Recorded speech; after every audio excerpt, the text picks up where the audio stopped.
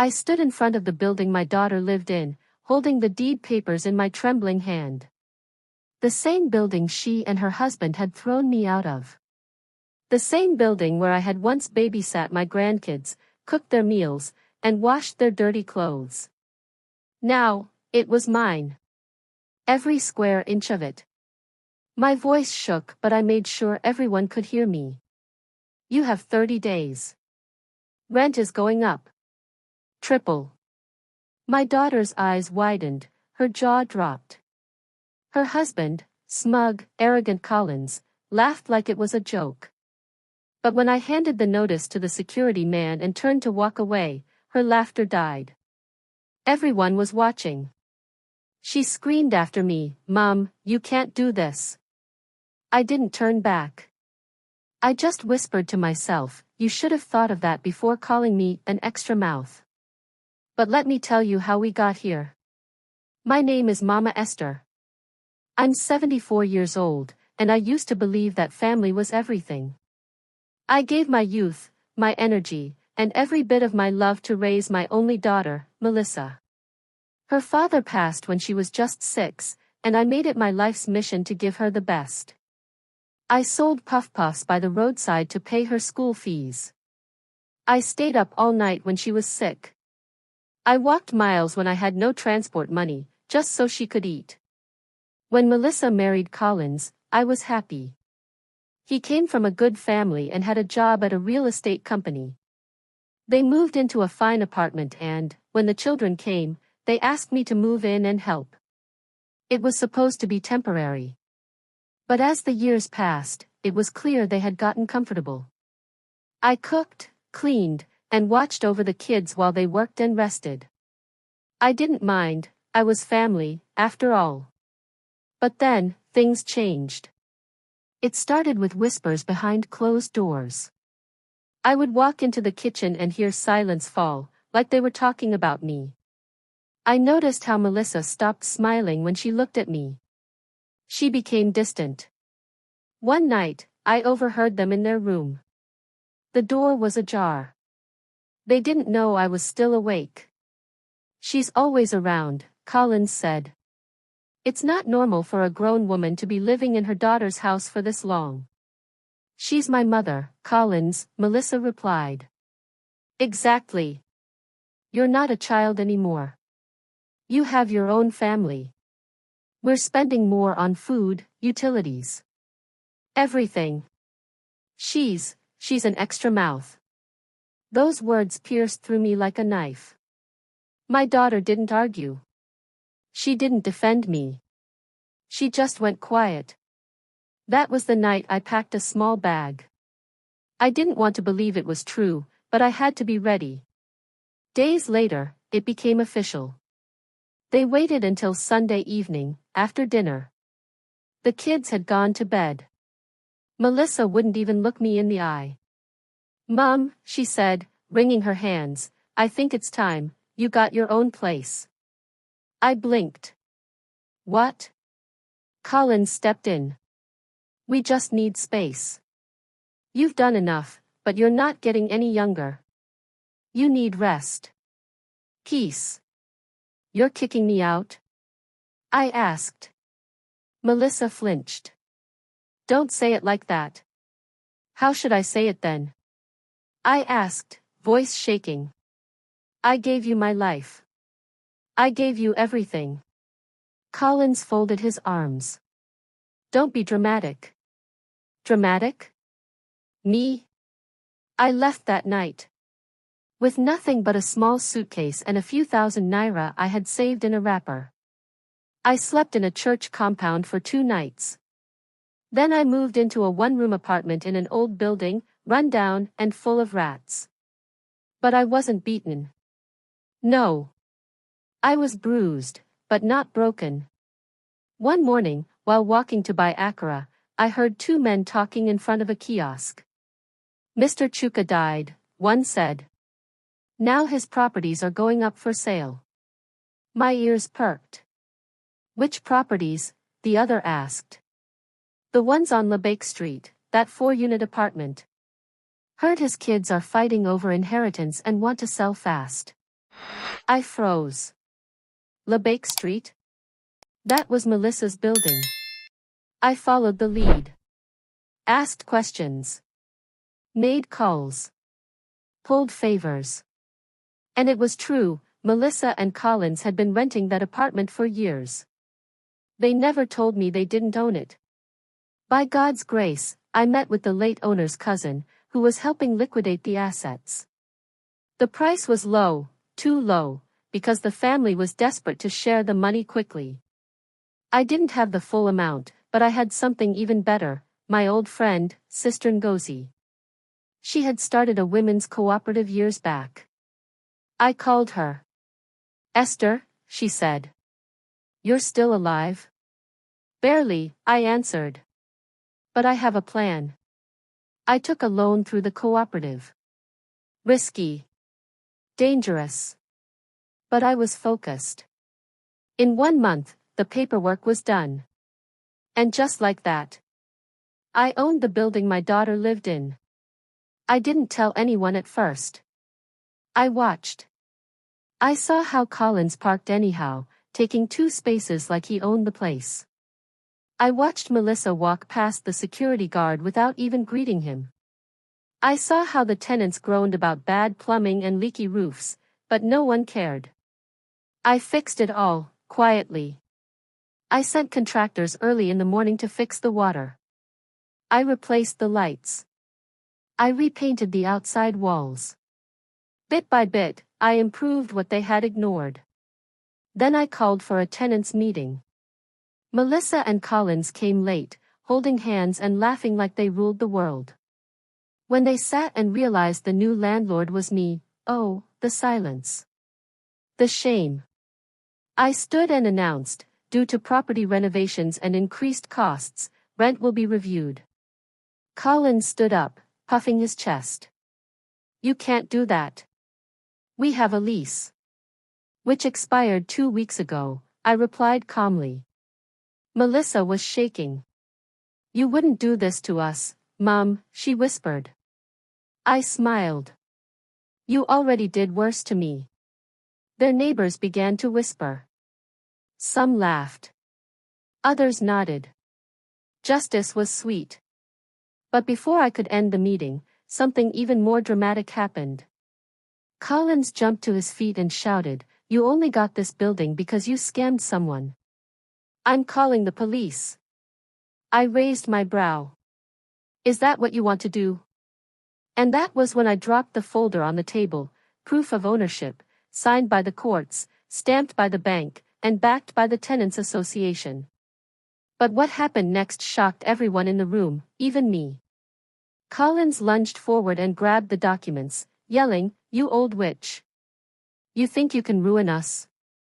Melissa screamed. People gasped. And then he pushed the table over, knocking it into a pregnant tenant. Everyone froze. The woman grabbed her belly and cried out in pain. Melissa shouted, Someone call an ambulance. And that was when everything fell apart. The pregnant woman cried out, her hands cradling her stomach as she slowly lowered herself to the floor. Chaos broke out in the room. Tenants scrambled to help, someone shouted for water, another ran outside to flag a passing bike. Melissa froze like a statue, her face pale, her lips trembling. But Collins? He just stood there, chest heaving, fists clenched, like he was the victim. You did this, one of the tenants shouted, pointing at him. You pushed the table. It wasn't intentional, Collins snapped, but no one was buying it. I knelt beside the woman, gently holding her hand. Breathe, my dear, I whispered. Help is coming. Minutes later, an Okada rider pulled up and she was lifted carefully onto it. 2 women went with her. The rest of us remained in the courtyard, stunned. Collins tried to leave.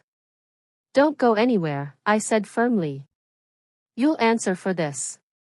He glared at me, but he knew better than to talk back now. The tenants weren't on his side anymore. The man who once strutted around like a peacock was now a trembling featherless chicken in the center of his own shame. Melissa tried to defend him. Mom, please, don't press charges. It was an accident. Like kicking me out was an accident? I asked, still kneeling on the floor where the pregnant woman had just laid. She had no words. The next day, I called the housing inspector and reported the altercation. I sent along security footage. Yes, the new cameras I had installed caught it all. Collins was summoned by the local council and warned about future behavior. The incident wasn't enough for full prosecution, but it was enough to stain his name with the building committee. And that was just the beginning. Over the next week, Melissa and Collins tried to live normally, pretending like nothing happened. But life had other plans. The rent letters were sent out, officially stating the new rates. Most tenants, now grateful for working lights, water, and security, grumbled but agreed. But Melissa and Collins? They stormed into my small office downstairs. You're ruining our lives. Collins shouted. Melissa sat in the corner, silent. I offered to help you, I said. You didn't want peace. Now you want mercy. You're doing this out of spite, he accused. No, I said calmly, I'm doing it out of survival. Remember? I'm just an extra mouth. He stormed out. Melissa lingered behind. Mom, do you really hate me now? I looked at her, my only child, the one I had once carried on my back through rain and hunger. I don't hate you, Melissa, I whispered. I mourn you. You're alive, but the daughter I knew. She's gone. She left, crying. But let me take you back, so you understand how much I gave before all this began. Years ago, after Melissa's wedding, I sold my late husband's land to buy her a car. She never asked for it, but I wanted her to start her marriage well. When their first child was born and Collins lost his job briefly, I used all my pension to support them. I gave up my right to own anything because I thought being loved by my family was enough wealth. I was wrong. During my time in that one-room apartment, I met women who had suffered the same fate, discarded by the children they raised, treated like trash once they had nothing more to give. One night, a woman named Mama Titi sat with me and said something that changed me forever. They forget, she said, sipping her pap slowly. But you must never forget yourself. I started writing again, something I hadn't done since my youth. I wrote my pain, my lessons, my hopes. I found purpose in sharing stories with women at the church, young mothers who didn't know how to balance ambition with compassion. And that's when an idea struck. Why not start a small housing support program for elderly women like me? I had the building now, I had the network, and most importantly, I had the will. So I called Sister Ngozi again. Together, we drafted a plan to turn the building's extra unit, once used for storage, into a temporary shelter for grandmothers who'd been abandoned. Within 2 months, we welcomed our first resident, Mama Kemi, a widow from across town who'd been living in a bus stop after her son evicted her. Melissa heard about it from one of her neighbors. She visited me again, this time with tears streaming down her face. Mom, you're doing all this? After what we did to you? I didn't answer. You're turning our house into a shelter for strangers? Our house? I repeated. Melissa, this house was never yours. You were renting. I bought it because I had nowhere else to go, and I wasn't going to beg. She looked ashamed. Then something unexpected happened. The day Collins received a notice from his office, they were downsizing, and he was laid off. He came home that evening like a ghost. I watched him from the office window. For the first time, he didn't shout. He didn't puff up. He just sat outside, staring at nothing. I knew that look. The look of a man who thought the world owed him something, and finally realized it didn't. Days later, rent was due. Collins and Melissa didn't pay. So I did what I had to do. I handed them an eviction notice. 30 days. They tried to fight it. Melissa came to plead. Mom, please, at least give us more time. Like you gave me time? I asked, handing her a printed copy of the date she threw me out. You were hurting. You didn't mean it, she whispered. Exactly, I said, walking away. But I meant this. A week passed. Melissa tried everything. She asked other tenants to talk to me. She brought the kids down to say hello, hoping I'd soften. I didn't. I had learned a painful truth: sometimes, love must come with boundaries. But just when I thought things couldn't get more tangled, I received a strange call one evening. Is this Mama Esther? The voice asked. Yes. This is the bank. We need to discuss a transaction linked to this building. Something suspicious came up. My heart skipped. What transaction? There was an attempt to remortgage the property, using forged signatures. Someone tried to list the building under their name. What? Yes, ma'am. We need you to come in first thing tomorrow. I dropped the phone, my knees weak. Was it Melissa? Was it Collins? Who tried to steal my building? And what would the bank do? The bank manager sat across from me the next morning, flipping through a brown folder with a serious look on his face. We received these documents just yesterday, he said, laying them in front of me. They claim a transfer of ownership. But the signatures, well, they don't match. I stared at the papers. Someone had tried to transfer the title of my building, into another name. And that name? Collins Okachukwu. I felt my heart skip. My hands trembled slightly as I reached for the document. The fake signature beside my typed name was an insult to my very existence.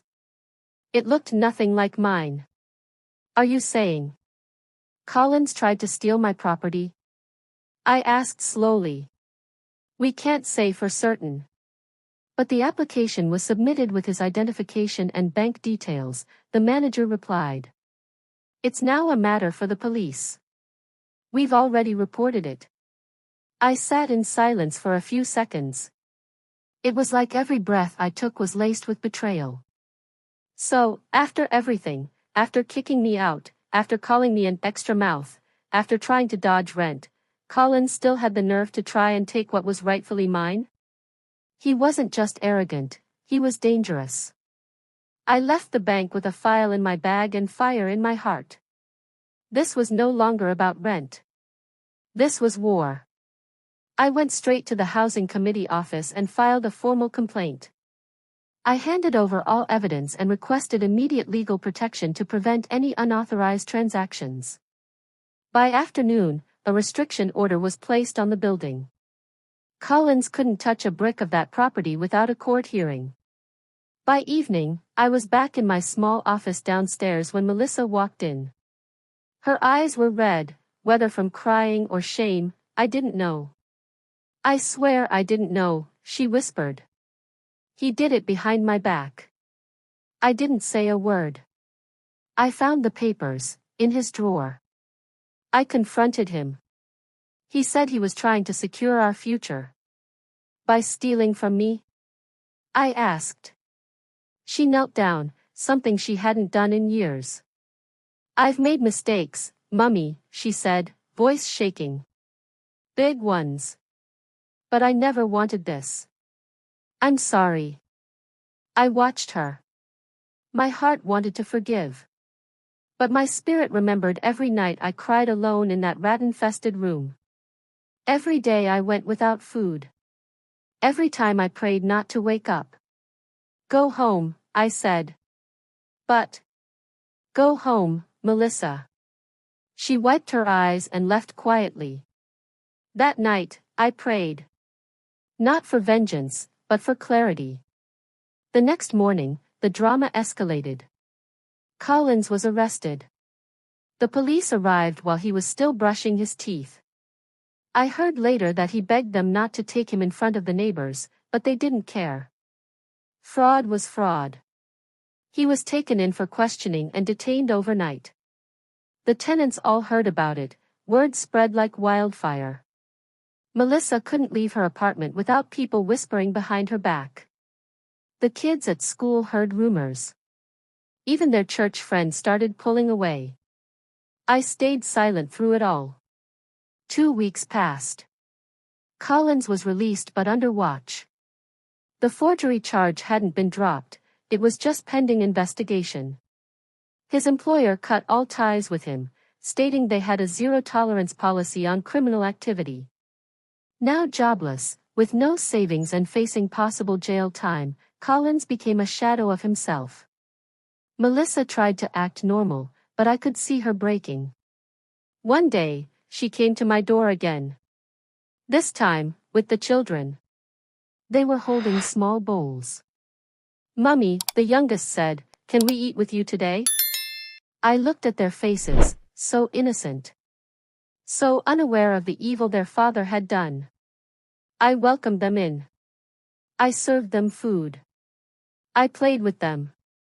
But I didn't speak to Melissa. Not yet. After they left, I sat alone and thought of all I had sacrificed.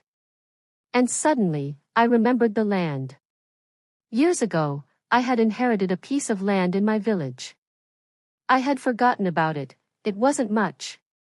But I called the local council and found that land was now considered prime for development due to a new road construction project. I smiled. Maybe this was my next move. Meanwhile, Melissa and Collins's 30 days were ticking. They tried to stall. Melissa begged. Collins wrote an apology letter that smelled more like desperation than remorse. But I didn't waver. Then, just 4 days before the eviction deadline, something happened that changed everything. One of the tenants, a single mother named Chinello, rushed into my office, panic written all over her face. "Mama Esther, come quick," she gasped. "It's your daughter," she collapsed. I dropped everything and followed her. We ran up the stairs to their apartment. Melissa was lying on the floor, motionless. The children were crying. Collins hovered over her, helpless. I rushed to her side. "Melissa. Melissa, talk to me." She didn't move. Someone had already called an ambulance. As we waited, I checked her pulse. It was faint. She was breathing, but barely. My hands shook as I held her. I couldn't even feel my own heartbeat anymore. Had I pushed her too far? Had revenge gone too deep? The ambulance arrived, and the paramedics lifted her into the van. I rode with them, holding her hand, whispering prayers. At the hospital, we waited. And waited. Finally, the doctor came out. "She's stable for now," he said. "But she's extremely stressed. Her blood pressure spiked.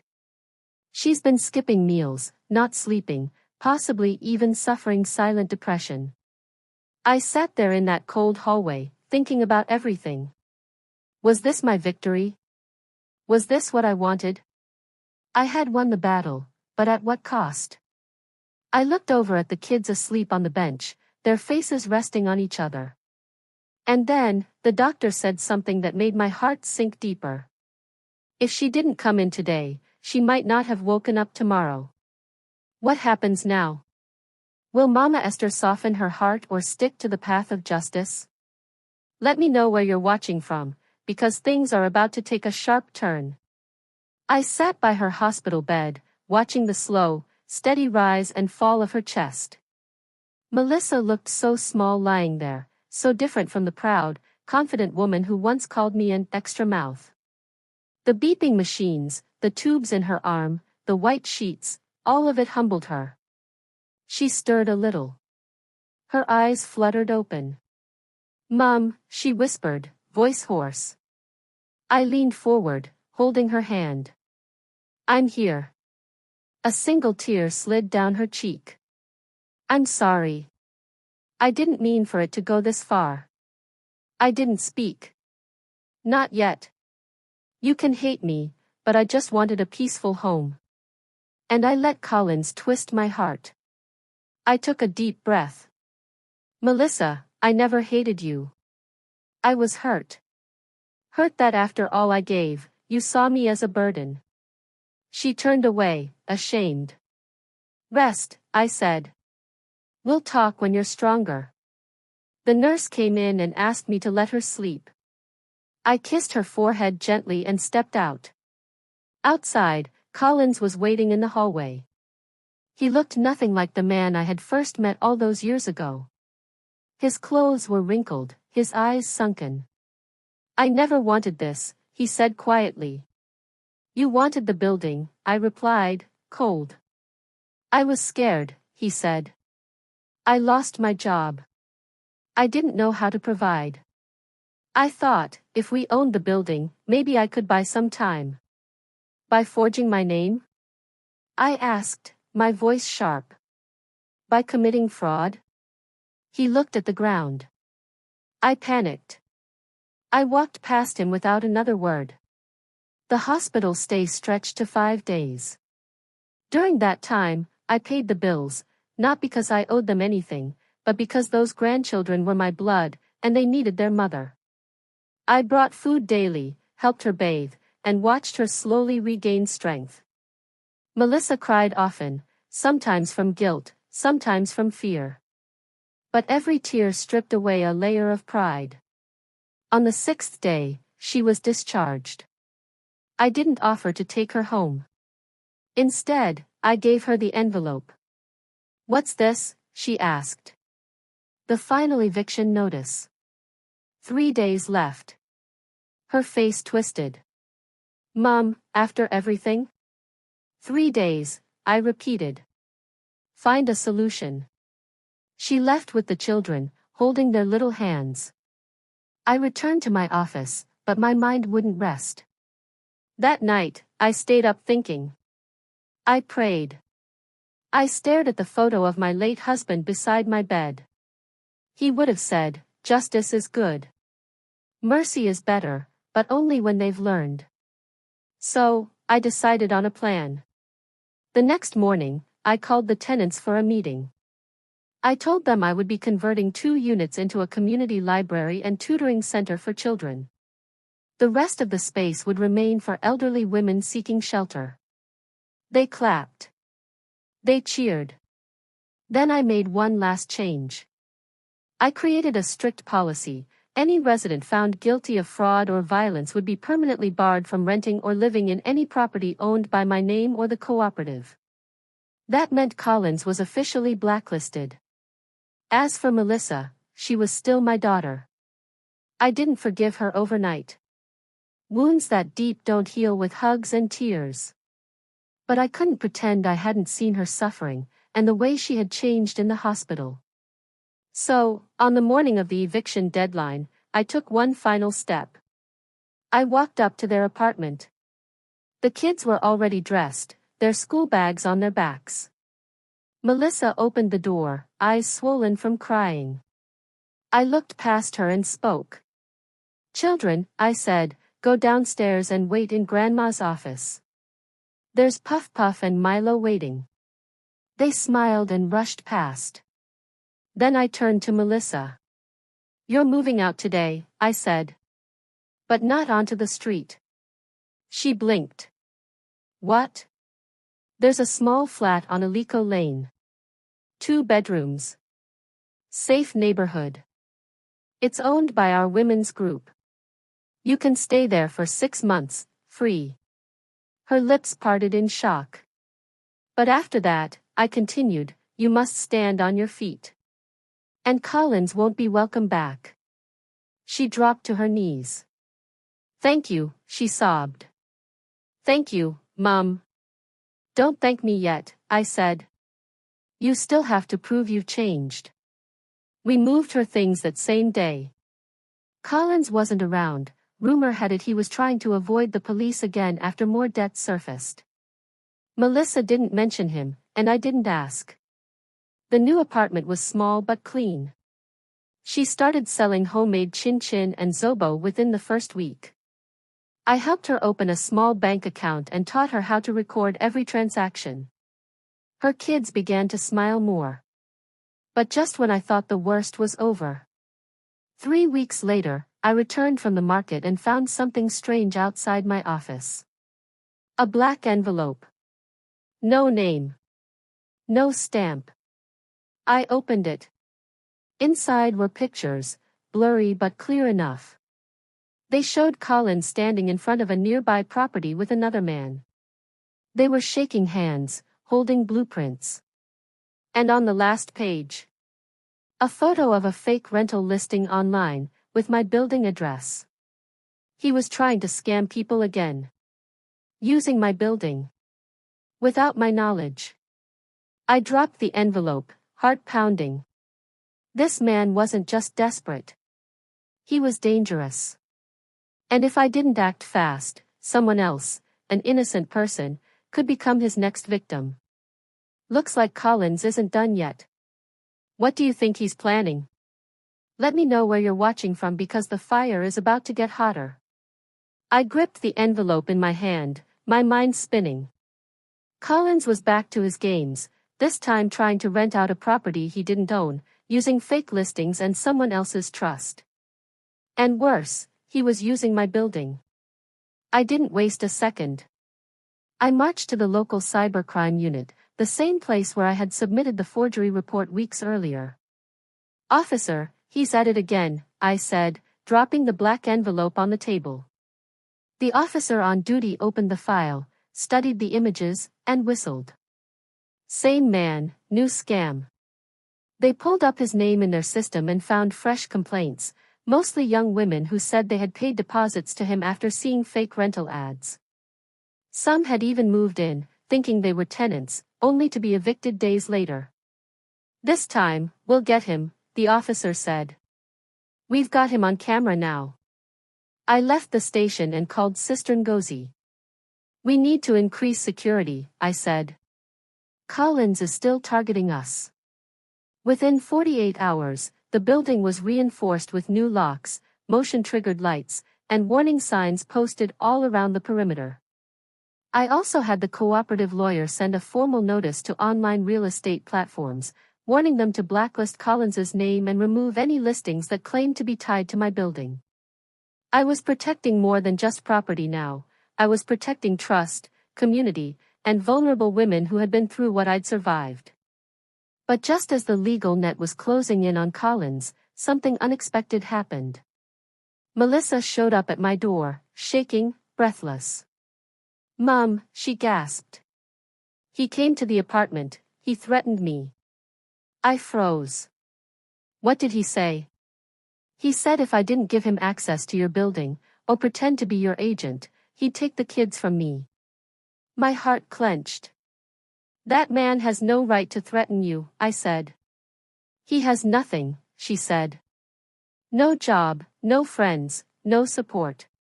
He's drowning, and he's trying to pull me under. I paced the room, my fists clenched. You need to report him. I can't, she whispered. He's the father of my kids.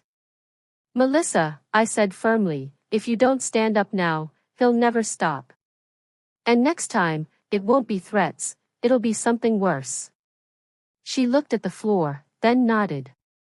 I'll go to the police. That same day, with my support, she filed a formal restraining order. But revenge has a way of twisting itself. That night, someone threw a stone through the window of the new flat she was staying in. No one saw who it was, but we all knew. She moved into one of the unused units at my building under protective supervision. For the first time, we lived together again, not as mother and daughter, but as two women rebuilding from the ashes. Days passed. Collins seemed to vanish. The restraining order was granted, and the police had opened a file to build a fraud case against him. Then, a miracle happened. One of the tenants downstairs came running to my office. Mama Esther. Mama Esther, she cried. Turn on the news. Channel 5. I rushed to the sitting room and turned on the TV. And there he was, Collins, being dragged out of an unfinished apartment complex by police officers. Cameramen surrounded him as he shouted nonsense, trying to cover his face. The reporter spoke over the footage. Accused of multiple real estate fraud schemes, including attempting to rent properties he did not own. Authorities say over 12 people have come forward, claiming to be victims. Melissa walked in and gasped. We watched together as the news unfolded. He's been arrested, I said, not blinking. She sank into the chair beside me. It's over? I looked at her. Not yet. A week later, I was called to court as a key witness. I took the stand, dressed in my best Iroan blouse, with my ghillie tied high. I wasn't just Mama Esther that day, I was every mother, every widow, every abandoned woman who had ever been disrespected. I told the truth. Calmly. Firmly. How he tried to steal from me. How he mocked me when I was homeless. How he threatened my daughter and grandchildren. The judge listened carefully. The room was silent. Collins sat in the defendant's chair, sweating. And when the final judgment came, I felt a weight lift from my chest. He was sentenced to 2 years in prison, with no bail, due to multiple offenses and fraudulent activities. Melissa wept quietly beside me. Is it bad that I'm relieved? She asked. No, I replied. It's justice. And justice is part of healing. After the trial, we held a Thanksgiving at church. The entire women's cooperative came. They sang, they danced, they celebrated not just my win, but the victory of every woman who had ever been called an extra mouth. That night, Melissa came into my room, holding a small brown envelope. I want you to have this, she said. I opened it. It was a title document. The land Daddy gave you in the village, she said softly. I traced the records, updated the deed, and put it in your name properly. You own it fully now. Tears welled in my eyes. Thank you, I whispered. I'm going to be better, she said. For the kids. For myself. And for you. We hugged. For the first time in years, it felt real. But just when we thought peace had come, something happened again. 3 months later, on a quiet Friday afternoon, a letter arrived at my office. No return address. I opened it slowly. Inside was a short message. You think it's over. But I still have friends. And they're watching. Attached was a picture of Melissa. Taking the kids to school. My hand dropped. Who had sent it? Was Collins still pulling strings from prison? Was someone else helping him? And how far were they willing to go? Who's behind the threat? What will Mama Esther do to protect her daughter and grandchildren now? Drop your thoughts below and let me know where you're watching from, because the storm hasn't passed yet. I held the photo in my hand for minutes, unmoving. My heart pounded so loud I could hear it in my ears. There was my daughter, Melissa, holding her children's hands, walking innocently on the same path they took to school every day. But this picture was taken in secret. Without her knowing. From the shadows. I looked again at the message. You think it's over. But I still have friends. And they're watching. My fingers trembled as I folded the paper and placed it in my drawer. I locked it immediately. This wasn't over. Someone out there still carried Collins's wicked torch, and they had just declared war. I didn't waste time. I rushed downstairs to where Melissa was teaching the children how to make homemade cards in the tutoring center. She smiled when she saw me, until she saw my face. What is it, Mom? She asked, her voice tight with fear. I pulled her aside. Quietly. Gently. I handed her the photo. Her hand flew to her mouth. Who took this? I don't know, I whispered. But they're watching. And we need to act fast. I called Sister Ngozi. She immediately contacted her son, a cybersecurity expert, and arranged for our phones and laptops to be checked. She also got us in touch with a retired detective who lived 2 streets away. A no-nonsense man named Mr. Agbo. Within hours, Mr. Agbo was seated in my office, sipping cold water and studying the letter. This was printed from a mobile device, he said. Not mailed. Hand-delivered. You said it came through your front door? Yes, I said. No one saw anything. He frowned. That means it's someone nearby. Someone who knows your routine. He gave us one task: stay alert. Log every strange event. Note every unfamiliar face. Keep the children indoors unless escorted. Melissa's face changed from nervous to determined. I won't let anything happen to my kids, she said. But fear doesn't knock, it barges in. That same evening, the lights in the building suddenly went out. Total blackout. At first, we thought it was a regular power failure. But when I checked the meter, it had been tampered with, wires were slashed clean, like a deliberate cut. The next morning, one of the tenants found strange markings on the back wall, chalk symbols and broken eggs, the kind used in fake spiritual threats. The women in the building panicked. Some packed bags. Others called pastors. Rumors began to spread. Someone's trying to curse Mama Esther. They want to scare her out. They're coming for revenge. I gathered everyone in the courtyard. I don't know who's behind this, I said firmly. But I refuse to live in fear. This building stands for second chances. And we will not be shaken. They clapped. Some cried. We prayed together.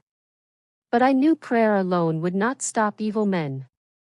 That night, I met privately with Mr. Agbo. He had gone through CCTV footage. He paused the recording. There, he said. He pointed at the screen. A blurry man in a hoodie, slipping through the side gate late at night, a bag slung over his shoulder. He's the one who dropped the letter, Agbo said.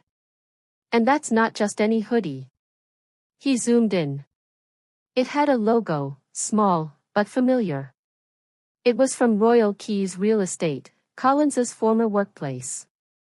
Agbo leaned forward. Looks like one of his former colleagues is still loyal to him.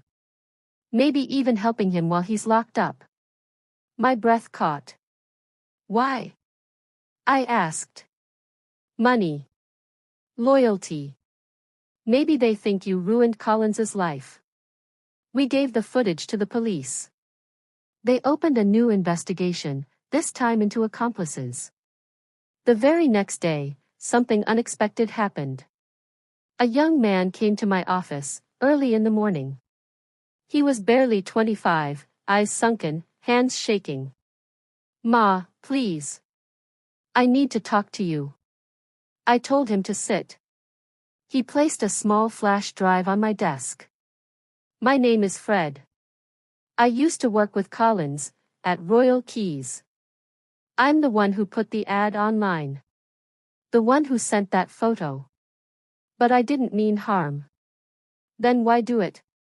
I asked, voice steady. He promised me money, Fred whispered. Said he'd get me a cut of the next deal. I was broke, Ma. I didn't know it would get this bad. But I never meant to scare your daughter or the kids. I swear. I just needed money. He looked like a boy caught in a storm too big for him. I picked up the flash drive. What's in this?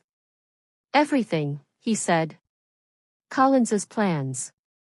Voice notes. Chat logs. Even photos of the other fake listings he asked me to post. I called Agbo immediately. He picked Fred up and took him straight to the police. With that evidence, the case cracked wide open. Within a week, police raided a small apartment in the next town and found laptops, phones, and forged rental agreements, all connected to Collins's syndicate. Even behind bars, he had been trying to run scams. But now, his ring was exposed. His name was blackened across news headlines.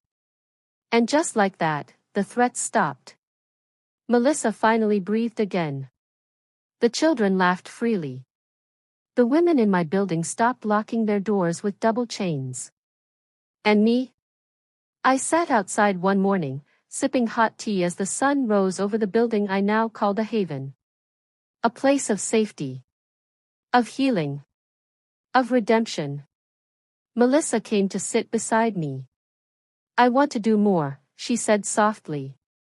I want to help other women, like you helped me. I looked at her. My heart was full. Then start here, I said. This place is yours too now. She smiled. We created a small foundation.